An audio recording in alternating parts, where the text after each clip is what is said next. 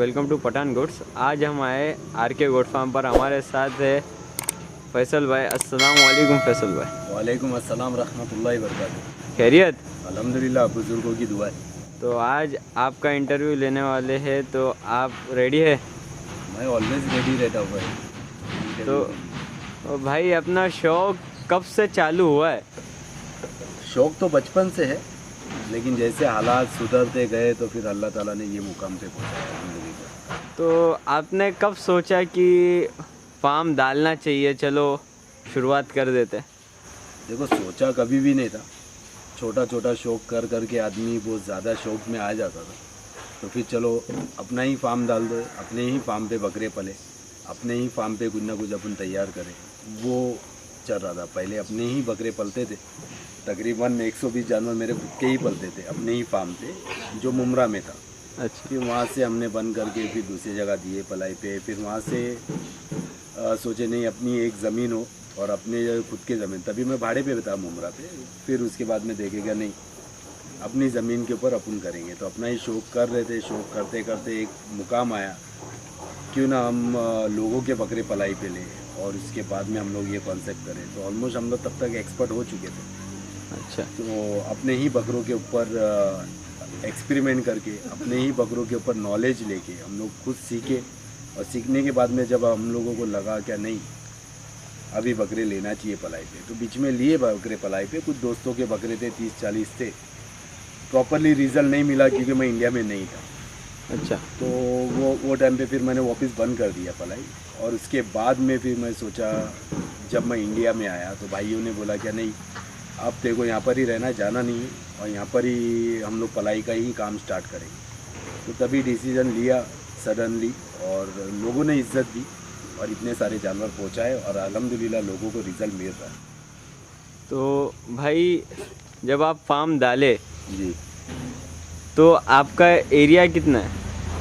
मेरे ये फार्म का एरिया 52 गुंठा है, मतलब 1.25 एकड़ ज़मीन है। और जब आपका मुमरा में फार्म था, वो किस जगह था और कितना था? मुमरा में खड़ी गांव में था, और 2 गुंठा ज़मीन थी। 2 गुंठा ज़मीन। 2000 स्क्वायर फीट। अच्छा। तो ये फार्म पर अभी कितने बकरे हैं एट ए टाइम?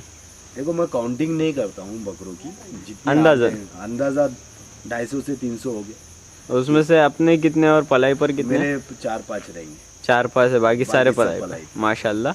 और अभी अवेलेबल है स्पेस पलाई के लिए? अंडू के लिए नहीं है, खस्सी के लिए है जगह। अंडू फूल हो चुका है, खस्सी के लिए है। तो अंडुल बकर, ये खस्सी बकरों के लिए कितना स्पेस है अभी? कितने बकरे? 100 बकरियों की जगह है खस्सी की। माशाल्लाह, मतलब अच्छा बड़ा फार्म है ये। अल्हम्दुलिल्लाह। कितना बताया आपने? इंशाल्लाह एक्सटेंड करूंगा इन फ्यूचर, ऐसे ऐसे। वो होता है ना, स्लोली विन द रेस वाला हिसाब होता है। तो ऐसे ऐसे ही हम लोगों ने डेवलप किया है। पहले ये बाड़ा हुआ, फिर वो हुआ, फिर वो तीसरा हुआ, वो फिर चौथा हुआ। अच्छा। अब 5वां बाड़ा भी बनेगा इंशाल्लाह, फिर 6ठा भी बनेगा, 7वां भी बनेगा, 8वां भी बनेगा इंशाल्लाह, अल्लाह ताला के हुक्म से। इंशाल्लाह इंशाल्लाह। तो अभी पलाई का रेट कैसा है अपना? अंडू का 3000 है, खस्सी का 2500। खस्सी का 2500। मैं नेगोशिएट नहीं करता। छोटा बकरा लेके आओ या बड़ा बकरा लेके आओ, सेम रेट है। खस्सी में भी छोटा लेके आओ या बड़ा लेके आओ, सेम रेट है। तो इस बार अपना भराई का सेटअप नहीं है शायद? नहीं, मैं भराई का अभी नहीं है। जब नॉर्मली बकरे को रिजल्ट मिल रहा है, तो फिर भराई करने के लिए मैं अपना वक्त डालूँ उसके अंदर, 3-3 घंटा एक बकरे के पीछे। तो जब इंशाल्लाह इन फ्यूचर में प्लान है, लेकिन जब फ्यूचर में देखेंगे तो पहले खुद के 1-2 बकरे तैयार करेंगे, उसके बाद। मतलब पहले खुद के बकरे एक्सपेरिमेंट के हिसाब से लेंगे, फिर उसके बाद में हम लोग डिसीजन लेंगे कि भराई स्टार्ट करना है या नहीं करना है।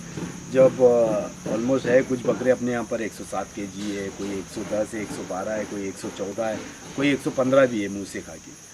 तो मेरे हिसाब से अभी चल रहा है, वैसा ही चलने तो इंशाल्लाह फ्यूचर में देखेंगे क्या कोई बकरा लेना है भराई पे, तो उसको लेंगे भराई पे, उसके ऊपर भराई करेंगे, और अच्छा दिखेगा रिज़ल्ट तो लोगों के सामने शो करेंगे, और उसके बाद में फिर भराई स्टार्ट करेंगे। फ़िलहाल नहीं। इंशाल्लाह इंशाल्लाह। और जो अपना मेन कॉन्सेप्ट है, तो वो कौन से बकरे पे ज़्यादा फोकस है या सारे बकरे हैं?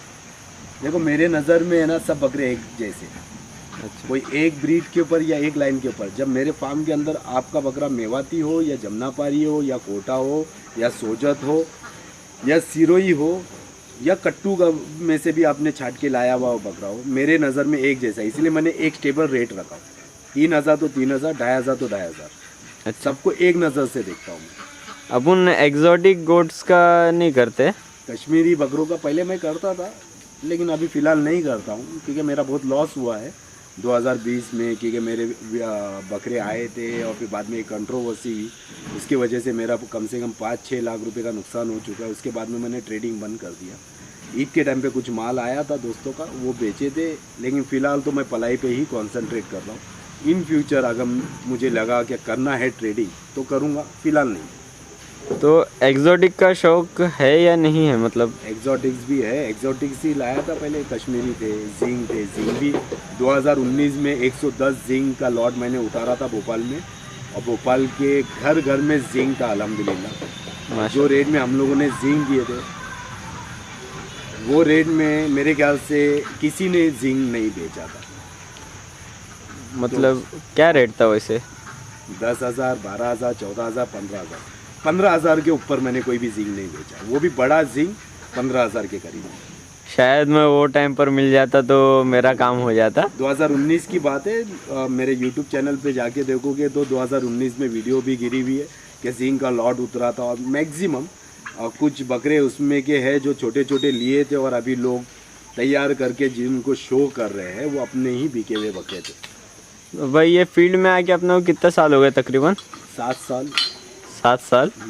और जैसे कि मोस्टली आपको बकरेबाजी में उस्ताद के नाम से जाना जाता है, वैसे आप क्रेडिट नहीं लेते हो, फिर भी ये नाम क्यों पड़ा और किस वजह से पड़ा? नहीं, कोई उस्ताद के नाम से मुझे जाना नहीं जाता है, मुझे जाना जाता है जोकर के नाम से, और हैप्पीली मैंने वो नाम एक्सेप्ट किया हूँ क्योंकि मेरे बहुत एड़े चाले चलते हैं, और मैं उस्ताद हूँ नहीं, और मैं उस्ताद बनना भी नहीं चाहता क्योंकि अच्छा नहीं है। ये फील्ड ऐसी है कि इसमें है ना डेली बेसिस पे सीखा जाता है, तो उस्ताद मैं अपने आप को नहीं बोलता हूँ।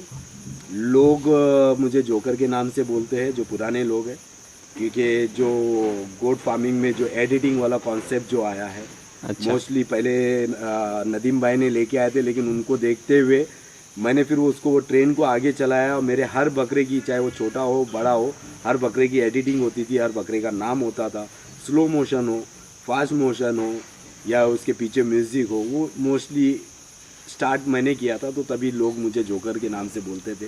या और शायरी होती थी बकरों के बीच में, क्या ये बकरा ऐसा है वैसा है, उसके ऊपर शायरी होती थी, तो इसीलिए लोगों ने बहुत प्यार से नाम दिया है, और मैंने वो प्यार से एक्सेप्ट भी किया। तो शायर भी है आप?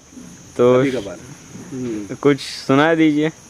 शायरी ऐसा नहीं है ना, वक्त के मिजाज के ऊपर आती है, कभी दिमाग में आती है तो लिख देते हैं, फिर वो स्टेटस पे छाप देते हैं, ऐसा है। तो मोस्टली आज इंडिया के टॉप फार्म में से एक आपका फार्म आता है। नहीं, मैं टॉप में नहीं मानूंगा, एक्सेप्ट नहीं करता हूँ मैं फार्म को, क्या मेरा फार्म टॉप में है।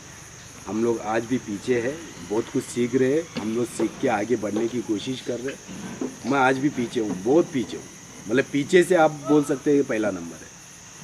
नहीं, ऐसा तो मेरे डिक्शनरी में नहीं है, पर वो आपकी मोहब्बत है भाई। मोहब्बत में तो इंसान खुद मर जाता है, ये तो फिर भी एक कहते हैं ना उर्दू में बड़ा एक अच्छा अल्फाज है कि मोहब्बत में इंसान हर हद पार कर देता है। मोहब्बत में पहले लोग करते थे, मैंने बकरेबाजी में हर हद पार कर दी है।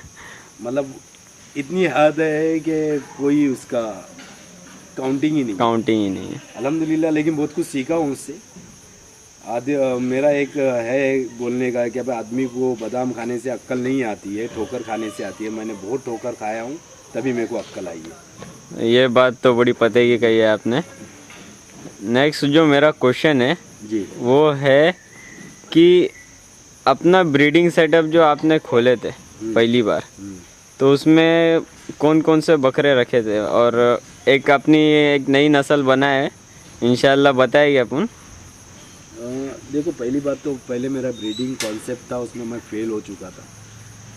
एक फेलियर ही सक्सेसफुल होता है आगे चल के। अगर डायरेक्टली सक्सेस आपको मिल जाए ना, तो आदमी को घमंड आ जाता है। तो मेरे ज़िंदगी में बहुत ज़्यादा फेलियर है, मैं बहुत ज़्यादा फेल हुआ हूँ। हालांकि मैं 10वीं फेल भी हूँ, तो कोई फ़र्क नहीं पड़ता, लेकिन आज अल्लाह ताला ने इतनी इज्जत दी है कि भाई एक मुकाम पे हूँ और बैठा हूँ, अच्छा खासा चल रहा है अल्हम्दुलिल्लाह। तो वो चीज़ पे चल रहा हूँ मैं। सही बात है। तो अपने जो मतलब अभी ब्रीडिंग सेटअप में कौन कौन से बकरे हैं जात के?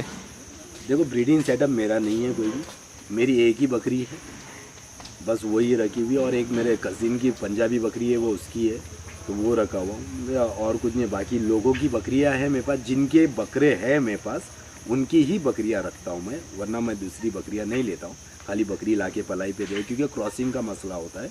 हाँ बराबर। क्योंकि दूसरे के बकरे हैं, मैं उससे किसी और की बकरी को क्रॉस नहीं करा सकता। सबके महंगे महंगी चीज़ है और वो गलत है और वो जायज़ नहीं है मेरे हिसाब से, मेरी थिंकिंग है वो जायज़ नहीं है। क्योंकि किसी की अमानत है, बिगर इजाज़त के क्रॉसिंग करा लो, हीट पे आ गई बकरी, ये कर लो वो कर लो। जो मेन बकरा है, किसी का भाई 50,000 का है, किसी का लाख का है, किसी का 60,000 का, किसी का 15,000 का क्यों ना हो, लेकिन वो नहीं होना चाहिए, तो मैं वो नहीं करता हूँ। तो अगर मतलब कोई बकरी लाके देता है आपको कि भाई लोड करा दो, तो आप कराते? नहीं, मैं वो इसीलिए क्लियर लफ्ज़ों में बोला ना, मैं पलाई पे बकरियाँ नहीं लेता, तो लोड कैसा कराऊँ? मेरे पास बकरे ही नहीं है क्रॉस कराने के लिए। दूसरों के बकरे, दूसरों की अमानत में खयानत कैसे करूँ? सही बात है। तो अब हो चुका है रात का टाइम, तो अपन शूट तो नहीं कर सकते फार्म, तो इंशाल्लाह नेक्स्ट टाइम जब आएंगे तो शूट करते हैं। इंशाल्लाह। आज के लिए बस इतना ही। No problem, always. Next time जब आएंगे, खुला है, नेक्स्ट टाइम जब आएंगे तो अपन लंबी डिटेल में वीडियो बनाएंगे इंशाल्लाह। इंशाल्लाह। मिलते हैं नेक्स्ट वीडियो में। इंशाल्लाह। अल्लाह हाफिज़। अल्लाह हाफिज़।